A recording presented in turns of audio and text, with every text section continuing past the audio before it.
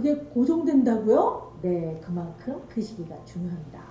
만 12개월부터 만 3세 사이에 부모 또는 양육자와의 관계에서 경험이 됐던 기억과 정서적인 경험들이 뇌 안에 저장되고 마음 안에 저장이 됩니다. 이 저장된 것들로 애착 패턴이 만 3세 전후로 해서 고정화됩니다. 픽스된다고 합니다. 이 고정된 애착 패턴은 그 이후의 삶에서 중요한 사람을 만났을 때 그대로 작동되더라.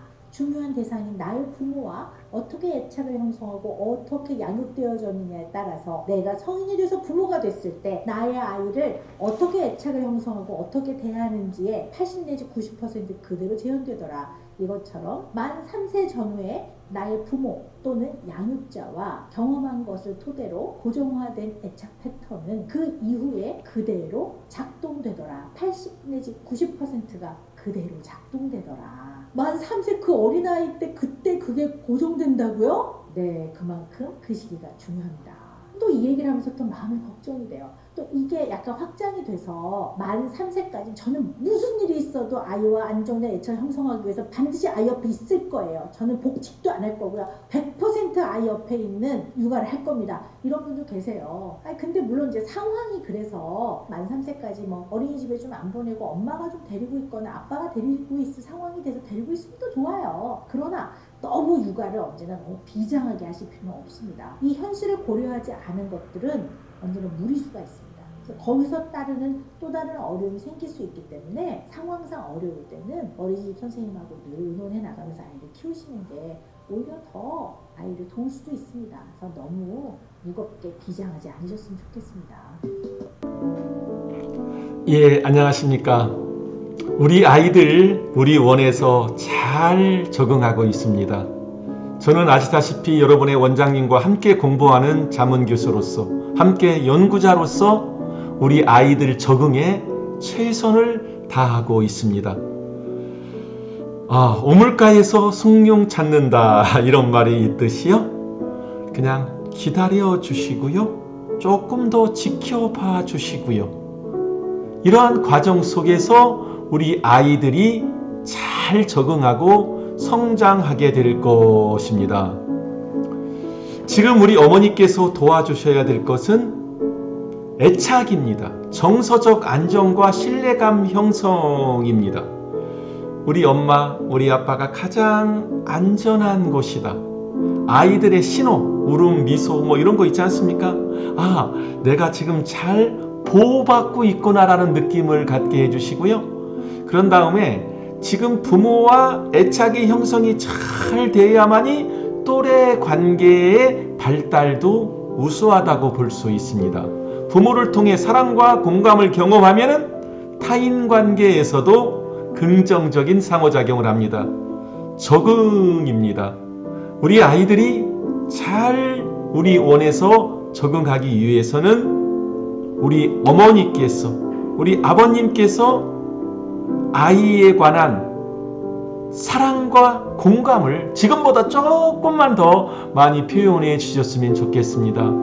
무엇보다도 아까 오은영 박사가 얘기했다시피 이 두뇌의 발달과 모든 애착과 패턴이 형성되는 시기입니다. 애착이 형성되는 과정에서 아이의 뇌에서는 감정과 학습 능력에 중요한 신경회로가 발달합니다.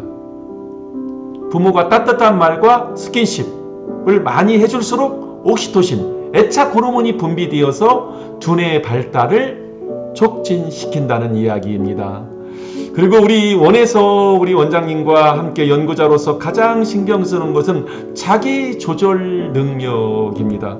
우리 원에서는 아이들한테 인지적인 것보다도 AI 시대에는 자기 조절 능력이 굉장히 중요하고 이 12개월에서 만 3세까지 이때 이것이 많이 발달한다고 볼 수 있습니다.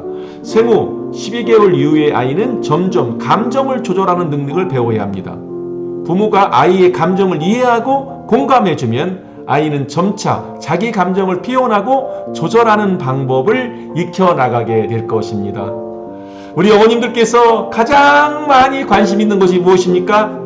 자신감과 독립심입니다. 독립심입니다. 애착이 안정적으로 형성된 아이는 부모가 곁에 있다는 믿음 덕택에 새로운 환경에 탐색을 잘 시도합니다. 부모의 지지를 받으며 성장한 아이는 실패를 설령 한다 할지라도 다시 도전하는 능력을 갖게 되는 것입니다.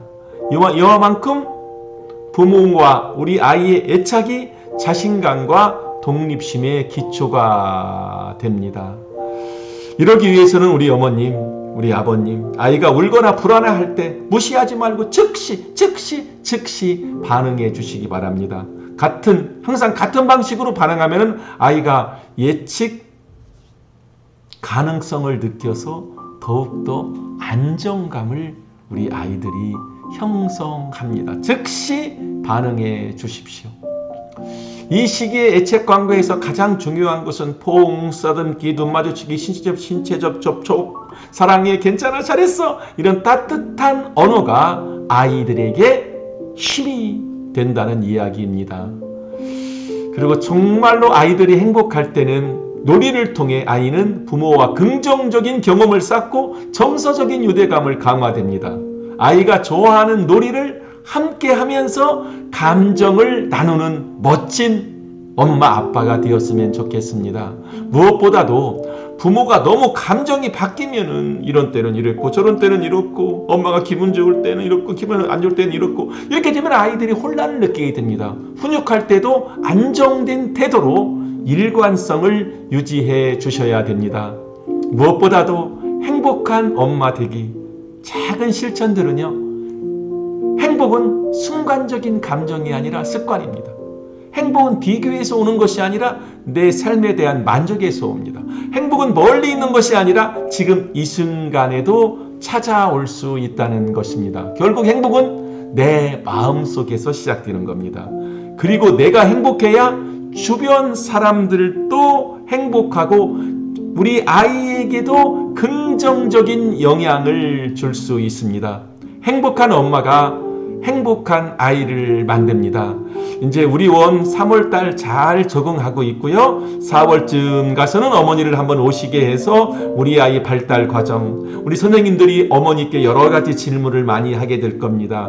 그런 과정을 통해서 우리 아이 성장과 성숙에 최선을 다하도록 하겠습니다. 감사합니다.